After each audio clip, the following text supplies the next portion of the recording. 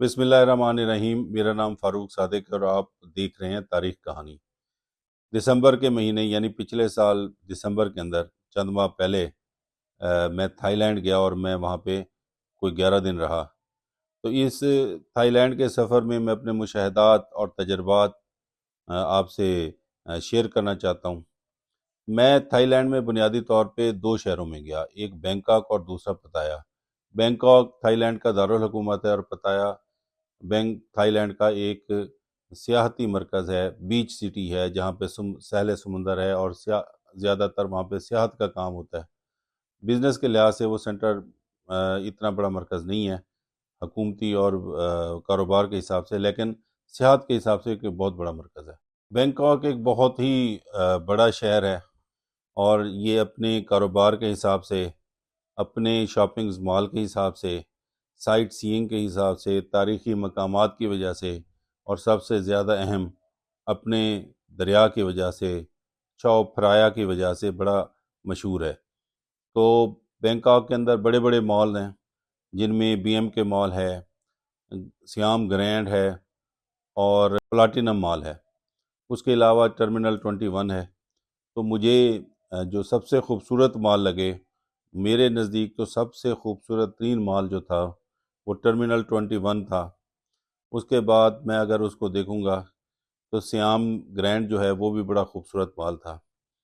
Platinum और MB के अपनी शॉपिंग के हिसाब से बड़े ही इम्पोर्टेंट मॉल हैं और ये सारे मॉल जो हैं वो शहर के दरमियान में वाक़ हैं, तो आप उनको इजीली जा सकते हैं। यहाँ पर जूते, इलेक्ट्रॉनिक्स और गारमेंट्स जो हैं वो बड़े ही अच्छे मिलते हैं। तो इन चीज़ों के लिए आप इन जगहों का रुख कर सकते हैं। इसके अलावा हर मॉल के अंदर, थाईलैंड के हर मॉल के अंदर आपको खाने पीने के बेतहाशा स्टॉल्स, रेस्टोरेंट्स मिलेंगे।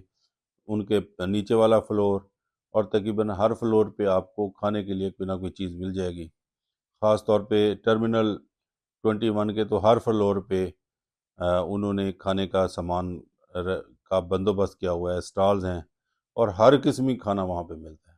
बैंकॉक में दूसरी चीज़ जो है वो ज़्यादा मज़ेदार है, वो बैंकॉक का सदारती महल है जिसमें को आप विज़िट कर सकते हैं, लेकिन उसकी टाइमिंग का आपको ख्याल रखना पड़ेगा। उसके अलावा वहाँ पे महात्मा बुद्ध के बहुत सारे मंदिर हैं जिनको आप देख सकते हैं, बहुत ही खूबसूरत बड़े बड़े। और वहाँ पे आप जब जाएंगे थाईलैंड के अंदर तो उनके मंदिर, उनके महात्मा के मुजस्मे और साइन बोर्ड और उसके बादशाह की तस्वीरें आपको जगह जगह मिलेंगी।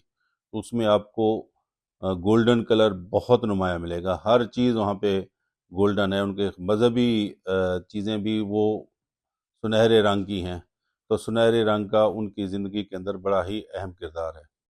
बैंकॉक की एक और अहम चीज़, उसके दरमियान एक बहुत ही बड़ा दरिया है जो कि बाद अज़ां शाखों में बदल जाता है। वहाँ पे वाटर टैक्सी चलती है, आप उसको इस्तेमाल कर सकते हैं, बड़ी सस्ती होती है। इसके अलावा वो आपको शहर का चक्कर भी लगवाते हैं। तो ये दरिया जो है, चौफराया जो है, ये बड़ा ही अहम दरिया है और आप पूरा एक दिन अगर आप चाहें तो इसके लिए मुख्तस कर सकते हैं, ये आपको सैर कराता है। तो ये बड़ा ही खूबसूरत दरिया है, आप उसको सैर कर सकते हैं। मेरा क़याम जो है वो पताया में हुआ। पताया थाईलैंड का एक सहली शहर है जहाँ पे सियाह बहुत बड़ी तादाद में आते हैं। थाईलैंड बैंकॉक के अंदर भी सियाह आते हैं, लेकिन बैंकॉक एक कारोबारी मरकज़ भी है तो वहाँ पे आपको थाईलैंड के लोग भी ज़्यादा मिलते हैं। लेकिन पताया जो है वो एक बहुत ही बड़ा सियाहती मरकज़ है और उसमें आपको बहुत ज़्यादा मिलेंगी। उसके अंदर आपको बीच मिलेगा, वाटर स्कूटर्स मिलेंगे, फेरीज़ मिलेंगी, आप उसकी फ़िश मार्केट को देख सकते हैं। पताया के अंदर आपको जगह जगह 3-4 चीज़ें मिलेंगी। नंबर 1, आपको वहाँ पे बार्स बहुत मिलेंगी, जगह जगह पे बार्स हैं। नंबर 2, आपको वहाँ पे रेस्टोरेंट्स मिलेंगे, खाने के स्टॉल्स मिलेंगे। नंबर 3, आपको मसाज मिलेंगे।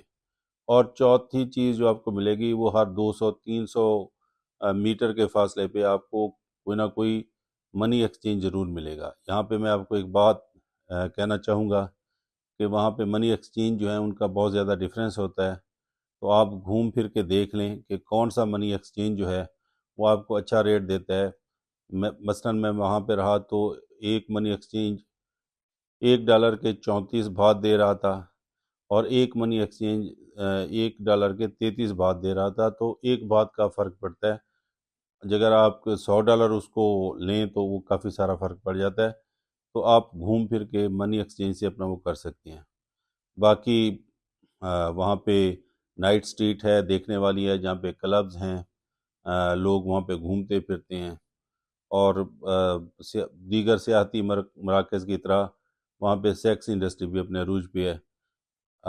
لیکن پتایا اپنے خوبصورت ساحلوں کی وجہ سے، خوبصورت بلڈنگز کی وجہ سے، اور ٹرمینل 22 جو ہے، سوری ٹرمینل 21 کا پلازا جو ہے وہ بہت خوبصورت ہے۔ پتایا کا ٹرمینل 21، میں نے اس جیسا خوبصورت ابھی تک کوئی پلازا نہیں دیکھا، بہت ہی خوبصورت پلازا ہے، دیکھنے سے تعلق رکھتا ہے۔ اچھا، اب آپ وہاں پہ اگر آپ جانا چاہتے ہیں تو میری کچھ آپ کو میرے تجربات سے جو میں نے سیکھا ہے، ہمیشہ گروپ کی شکل میں جائیں، کیونکہ وہاں پہ لینگویج کا بہت بڑا بیریئر ہے۔ تھائی لینڈ والوں کی انگلش اتنی اچھی نہیں ہے، اور آپ باقی مختلف ممالک کے لوگ آتے ہیں تو آپ کے لیے گپ شپ کرنا اتنا آسان نہیں ہے۔ تو اگر آپ گروپ کی شکل میں ہوں گے تو آپ زیادہ اس کو انجوائے کر سکیں گے۔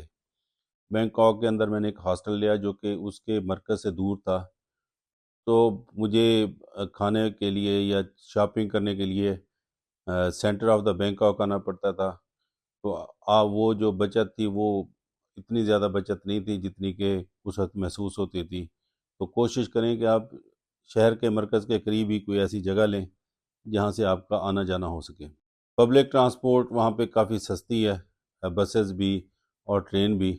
اس کے علاوہ آپ کو ٹک ٹک بھی وہاں پہ ملے گا۔ ٹک ٹک کے اوپر تو بلکہ بینکاک کے اندر ایک پوری وہاں کا کلچر ہے کہ آپ ٹک ٹک کے اندر، یعنی ایک motorcycle, open motorcycle rickshaw کے اندر بیٹھتے ہیں اور وہ آپ کو شہر کی سیر کرواتے ہیں۔ تو ٹک ٹک بھی وہاں پہ ہے۔